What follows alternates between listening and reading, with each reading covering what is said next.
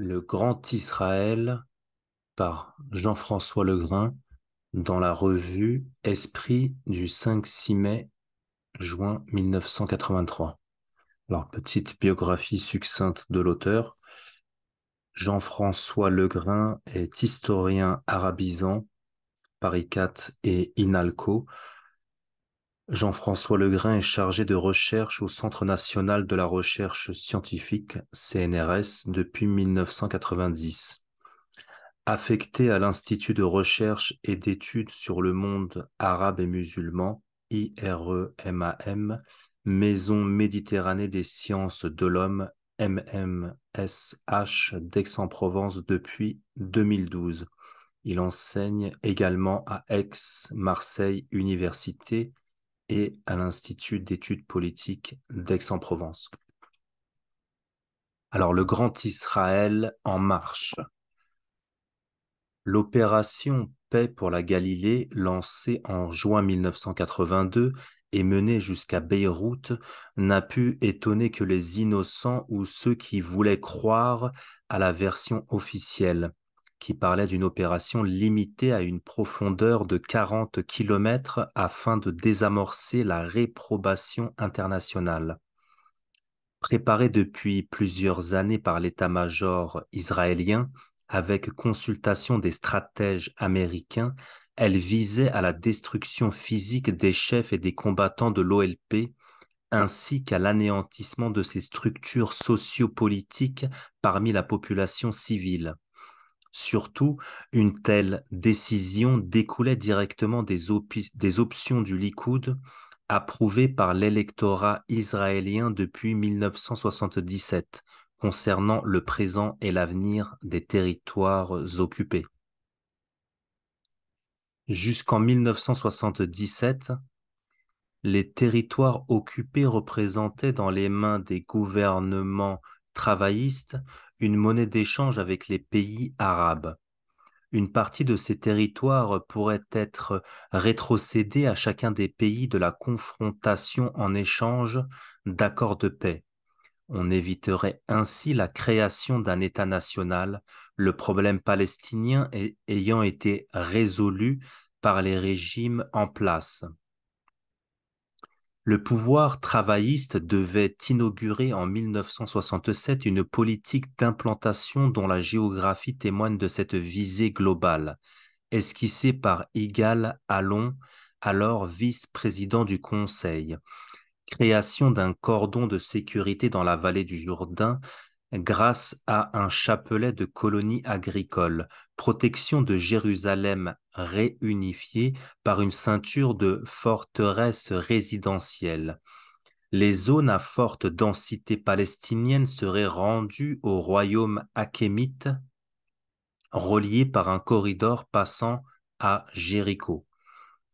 Afin de permettre son retour à l'Égypte, la majeure partie du Sinaï restait vierge d'implantation, tandis que le Golan, zone prioritaire de sécurité, se couvrait de multiples colonies agricoles, la majorité de la population arabe ayant été chassée dès 1967. L'arrivée au pouvoir du trio Begin-Sharon-Shamir signifie la prise en main des affaires par les sionistes révisionnistes, héritiers de Jabotinsky, partisans du Grand Israël, aux frontières mal définies mais qui englobent le Sud-Liban, la rive orientale du Jourdain, Transjordanie, le Sinaï, sans oublier bien sûr Galilée, Samarie et Judée. Dès 1977, le gouvernement israélien proclame sa ferme intention de ne jamais amputer Israël de ses territoires libérés en 1967, le Sinaï mis à part. Une telle position peut être résumée par l'exclamation du général Sharon devant Oriana Fallaci.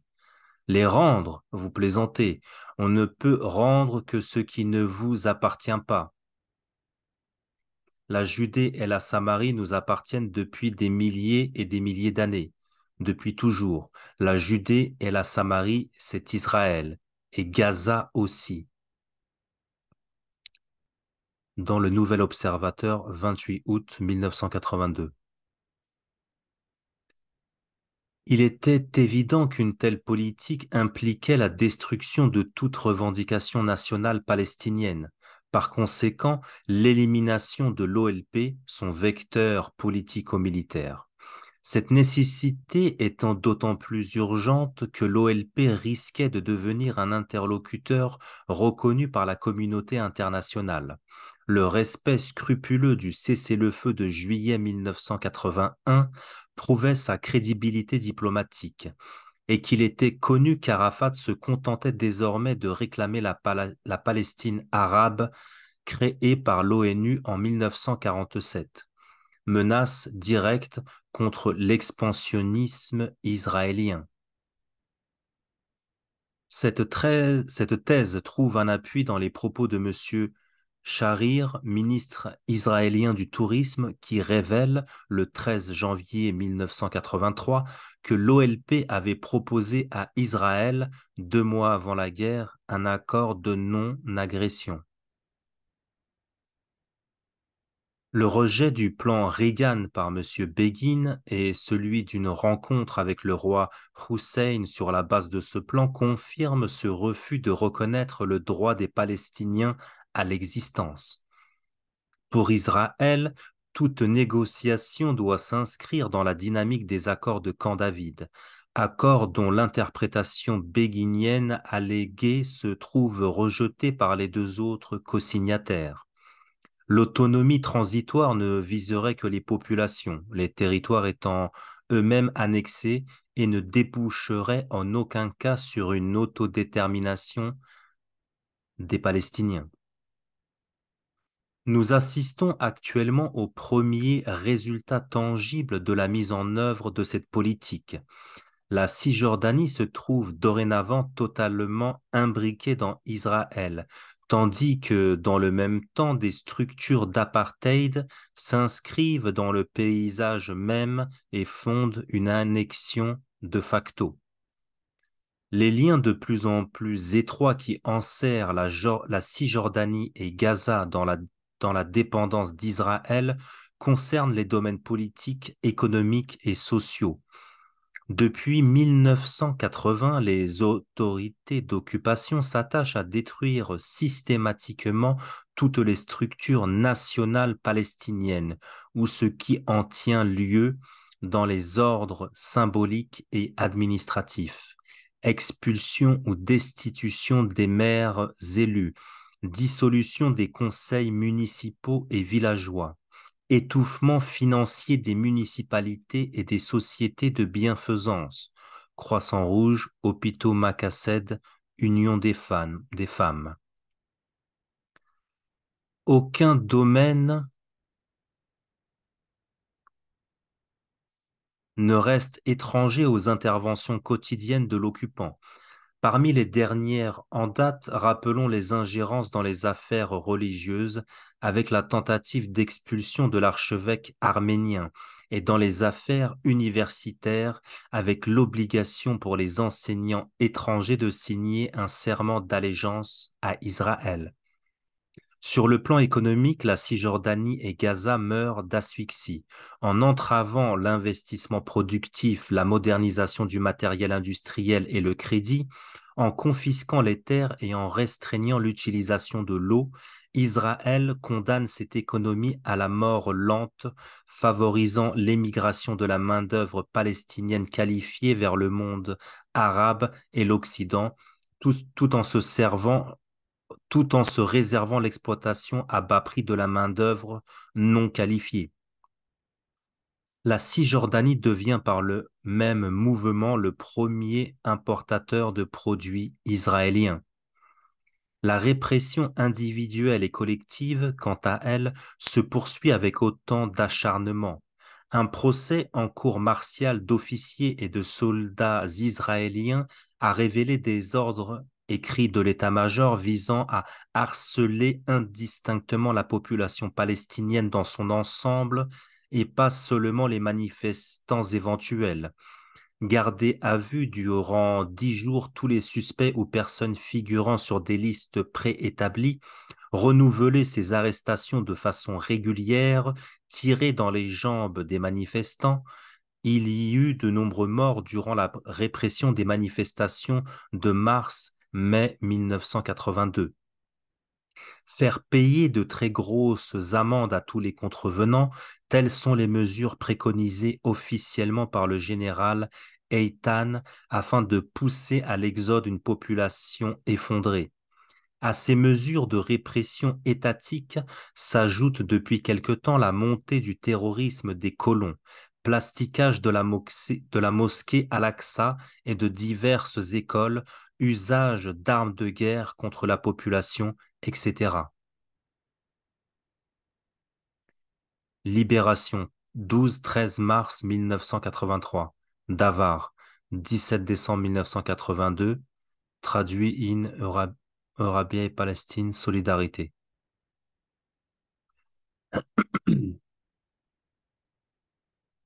S'étant assujetti la société palestinienne, Israël jette les fondements d'une nouvelle société, duale, ségrégative. Les bases juridiques de cet apartheid remontent au mois de mars 1979, quand un décret militaire porte création de conseils régionaux juifs en Cisjordanie.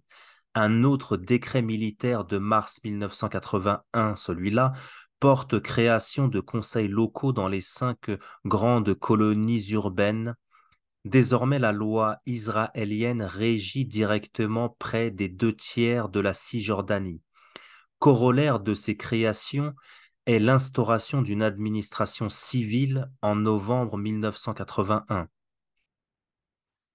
La population autochtone relève désormais d'une administration dont les décrets ne sont plus lois de sécurité mais entrent dans le cadre de la législation israélienne. Deux populations se côtoient ainsi dans les territoires imbriqués mais pourtant séparés légalement, annexés pour partie à un État étranger et relevant elles-mêmes de législations et d'administrations différentes. Les structures de cet apartheid apparaissent dans le paysage même. Un réseau routier juif se développe, fort bien entretenu, dont la carte repose sur quelques principes précis: stratégie de défense rapide face à la Jordanie, drainage des travailleurs, colons et palestiniens, vers Israël, quadrillage de sécurité et liaison directe entre les colonies, évitant les localités arabes. Les Palestiniens, quant à eux, utilisent le vieux réseau, moins bien entretenu. Pourquoi emprunter une route qui ne dessert aucun village palestinien? Les implantations se multiplient et, fait nouveau, accueillent depuis quelques mois une population nombreuse aux motivations et aux appartenances sociales nouvelles. Le Likoud, décidé à ne jamais négocier un retour des territoires, se doit de contrôler les zones à forte densité palestinienne et de les couper des villages arabes de Galilée. Le plan adopté se fonde sur la création de blocs de colonies cernant les villes palestiniennes, articulés autour de 5 grandes colonies urbaines. Nous assistons actuellement à la construction accélérée de ces villes et à la prise de possession de leurs habitants. Entre l'été 82 et la fin de l'été et la fin de l'année, par exemple, quelques 800 familles se sont installées à Mal Adounim, à 15 kilomètres de Jérusalem, sur la route de Jéricho. Ces colonies d'un type nouveau, cités dortoirs de Jérusalem et de Tel Aviv, non, et non plus, et non plus implantation agricole, attirent une population souvent très jeune, entre 30 et 35 ans, issue des couches moyennes. Ce n'est plus l'esprit pionnier socialisant ou les convictions religieuses qui animent ces nouveaux colons, mais tout simplement leur intérêt bien compris, attirés qu'ils sont par les facilités financières offertes par le gouvernement et les organisations sionistes par le biais de prêts pour partie non indexés. Or, l'inflation se monte à 135%. Et aux intérêts insignifiants par la gratuité de certains services, le prix avantageux du terrain sur lequel tout individu peut construire le cottage de ses rêves, etc. Grâce à ces mesures, un logement dans les territoires occupés revient en moyenne à un tiers ou moitié moins cher qu'en Israël même. Peu à peu s'établissent des structures d'apartheid. Eau, électricité, routes sont partiellement séparées des réseaux palestiniens. La poste, les télécommunications, les ramassages scolaires et ouvriers, les marchés agricoles et industriels, sans oublier les habitations, sont séparés. Les lois et les administrations sont différentes sur des territoires annexés de facto. Le peuple palestinien se voit contraint de choisir entre l'émigration et la ségrégation dans son propre pays, dont la propriété et le contrôle lui échappent. Cette politique annexionniste jouit d'un soutien quasi général parmi la population israélienne. L'annexion de Jérusalem dans le cadre de sa réunification juin 1967, mai 1970 et juillet 1980, depuis Ramallah au nord jusqu'à Bethléem au sud, avec une profonde incursion dans le désert de Judée, constitue un fait irréversible pour la conscience israélienne dans son ensemble. L'annexion du Golan, 14 décembre 1981, n'a suscité quasiment aucune opposition de la part de l'opinion publique israélienne, tandis que l'annexion rampante de la Cisjordanie et de la bande de Gaza n'est contestée que par une frange très minime de la population. Le camp de la paix israélien ne compte en fait que quelques milliers d'individus regroupés autour du comité contre la guerre au Liban, issu du comité de soutien à l'université de Bir Zeit du parti Sheli, d'où est issu le comité pour la paix Israël-Palestine des Panthères noires et du parti communiste Raqqa. Il faut y joindre le mouvement La paix maintenant, proche du parti travailliste. Parmi les grands noms de ce camp, on trouve Israël Shaak, président de la Ligue israélienne des droits de l'homme, Benjamin Cohen, président du comité israélien contre la guerre au Liban, Mattiyahu Peled et Uri Avneri. Il ne faut en tout cas pas se tromper dans l'interprétation de la grande manifestation du 26 septembre 1982 qui regroupa 400 000 personnes suite à la révélation des massacres de Sabra et Shatila.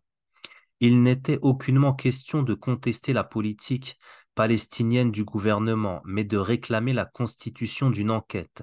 Cette manifestation témoignait une réaction d'abord morale des mouvements de kibbutz et d'intellectuels, le plus souvent ashkénazes, dont on a vu l'absence de conséquences politiques.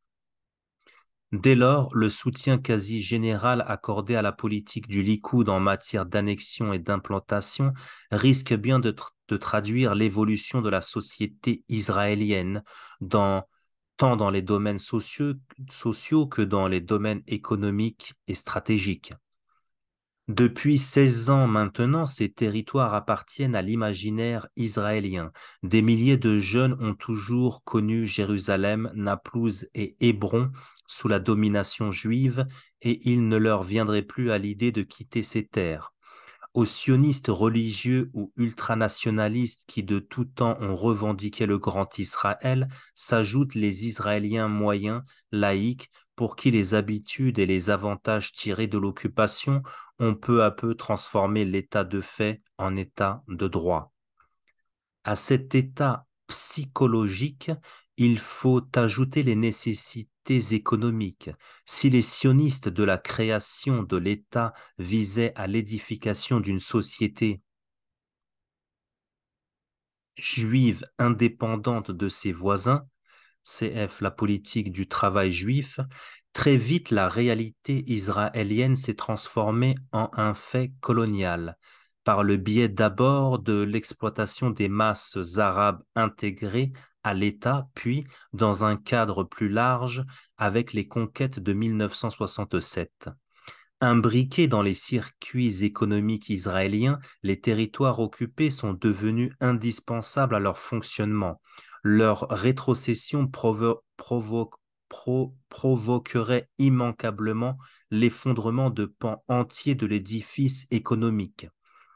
La main-d'œuvre en provenance des territoires non seulement fournit un travail sous-payé, mais encore alimente les diverses caisses sociales israéliennes par ses cotisations sans pouvoir bénéficier en retour de ses protections.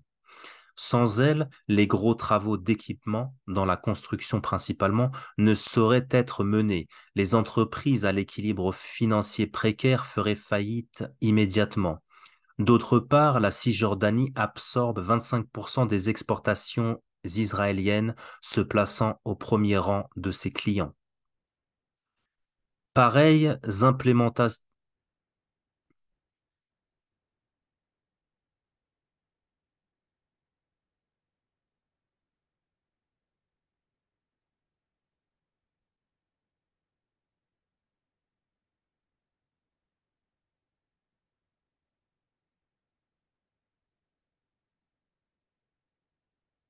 Pardon.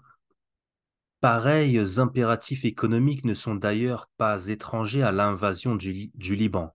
De septembre à décembre 1982, les échanges économiques avec Beyrouth se sont montés à 10 fois le volume des échanges de l'année entière avec l'Égypte. Par le Liban, Israël exporte des produits vers la Syrie et l'Irak. Ceci explique l'intransigeance israélienne dans les négociations sur le maintien de l'ouverture de la frontière. Monsieur Begin ne peut se permettre de menacer l'économie israélienne déjà bien malade, ce qui accentuerait immanquablement les clivages internes, clivages sociaux calqués sur les divisions ethniques. Une aggravation de la situation toucherait de plein fouet son électorat le plus important, la communauté séfarade. Jamais intégrée réellement au pays, que le fait ait été voulu ou non par les autorités politiques ashkénazes, la question reste ouverte.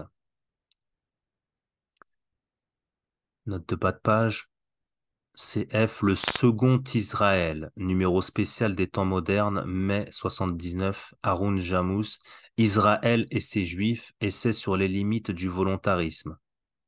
Les Panthères noires, jadis puissantes, n'ont pour seul représentant à la Knesset que Charlie Bitton, proche du Parti communiste et partisan de la création d'un État palestinien. Le 15 janvier, avec la paix maintenant, elles ont manifesté à Ephrat, colonie près de Bethléem, leur opposition à la colonisation.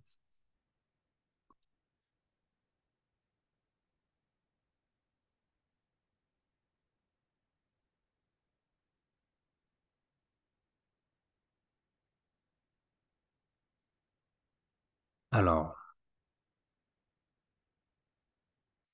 une aggravation de la situation toucherait de plein fouet son électorat le plus important, la communauté séfarade, jamais intégrée réellement au pays.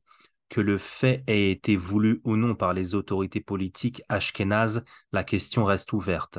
Cette communauté constitue dorénavant la première du pays en nombre, tandis qu'elle demeure au niveau subalterne dans tous les domaines d'activité.